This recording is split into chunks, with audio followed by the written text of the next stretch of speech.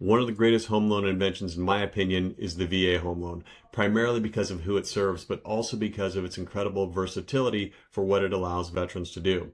Now, an offshoot of that is not a loan, but a grant. And this is the SAH, Specialty Adaptive Housing, or SHA, Special Housing Adaptations, or the TRA, Temporary Residence Adaptations. And these are grants. They're not loans, but grants for veterans who have sustained severe service-connected disabilities in order to upfit their homes to meet their special needs. Gets a little confusing because of the different acronyms and different uses. So let's take a look at this short video to walk you through who qualifies for these, when they should use the grants, and how they can be applied. Modifying a home to safely accommodate a severe service-connected disability requires serious construction. Between specialized labor permits, custom hardware, and out-of-pocket costs can drain a family's savings in a matter of weeks. To help cover these steep expenses, the VA provides two primary funding sources: Specially Adapted Housing, or the SAH grant, and the Specially Housing Adaptations, or SHA grant. But there's a catch. Many veterans don't move straight into a permanent home. They often spend months or years living temporarily with a family member while they figure out their next steps. That creates a stressful financial dilemma. If you need safety modifications right now to live comfortably in your siblings' or your parents' house, you might worry that paying for them will drain the lifetime VA benefits. You want to save for your own future home. So to solve this exact problem, the VA provides a bridge solution: the Temporary Adaptation, or TRA grant. This flowchart breaks down your route starting from when you qualify for disability.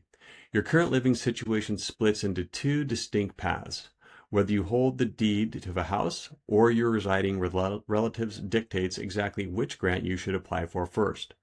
Maximizing these benefits depends on your timing. Qualifying for the money is the first step, but sequencing the grants correctly ensures that you don't exhaust long-term purchasing power on short-term living situations. Before we look at the dollar amounts, let's look at what the SHA program pays for.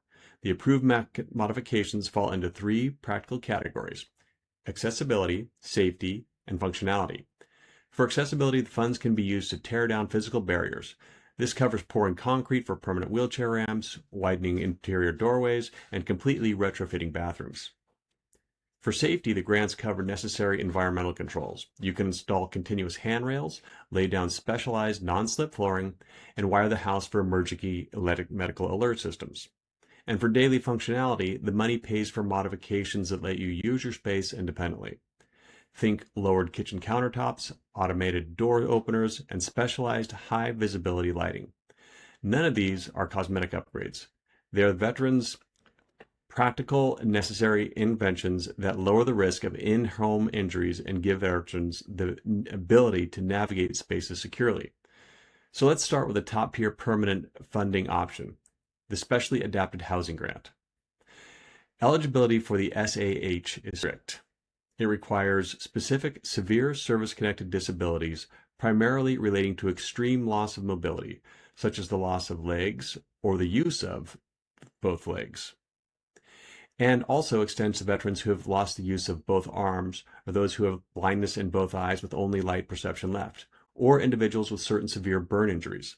The matrix marks the financial details. For 2026, the maximum SAH grant is $126,526.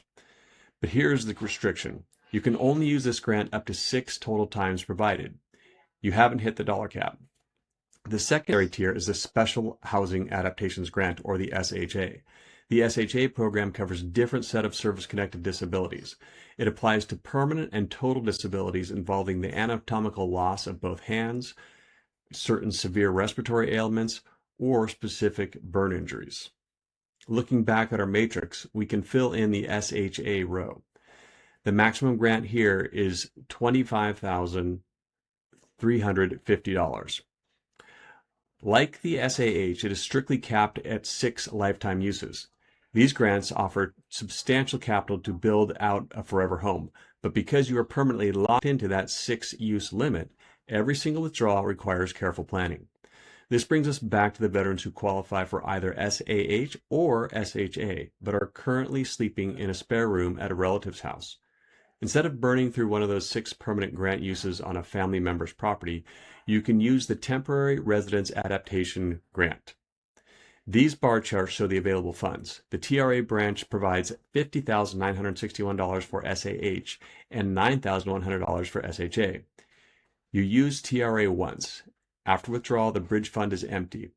But notice the chart on the left. The TRA withdrawals deduct $0 from your primary or SHA maximums. It also doesn't count as one of your lifetime uses. They're entirely separate ledgers.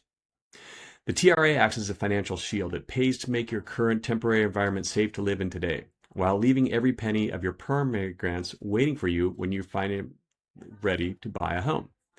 To figure out your next step, let's map your situation onto the split screen scorecard.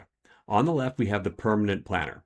You already have ownership interest in your home, and you are ready to make the long-term structural accessibility modifications. If this is you, skip the temporary options. Apply directly to use the SAH or SHA funds. On the right, we have the transitional veteran. You're currently living with a family member, but you need immediately safety funds, features like handrails, ramp installed right with the family now. And if this is you, apply for the TRA grant today. Get your family's house adapted for your needs and leave your permanent SAH or SHA funds securely in the bank. The VA system is built to stack sequentially by accurately identifying your housing stage right now. You can determine which application to submit, but there is one major time constraint. You have to factor this into the strategy. By law, the VA's authority to issue the TRA grant expires on September 13th of 2026. Now, Congress typically renews these programs every fiscal year.